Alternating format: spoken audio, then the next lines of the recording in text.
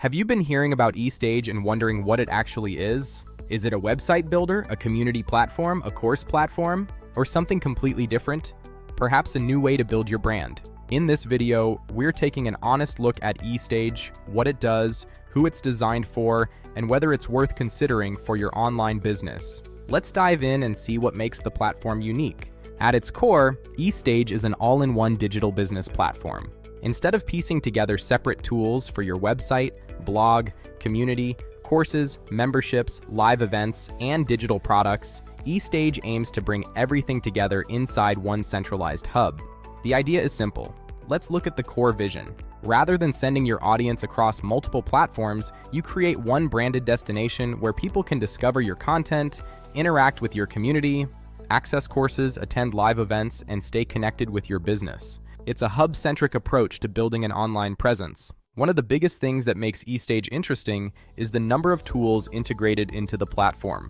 Depending on your needs, you can build websites and pages, publish blog content, create member areas, host courses, build communities, stream live events, and manage digital products from one ecosystem.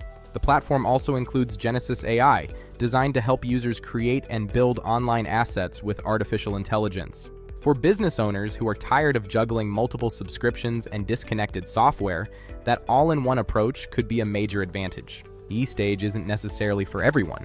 If you only need a basic website, a simpler solution may work just fine.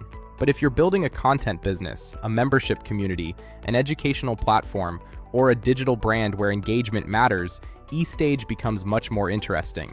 It appears particularly well suited for creators, coaches, educators, entrepreneurs, affiliate marketers, and businesses looking to create an owned audience rather than relying entirely on social media platforms. A few things stand out. First, the hub concept. Instead of treating your website, courses, and community as separate projects, they're designed to work together. Second, the platform focuses on ownership.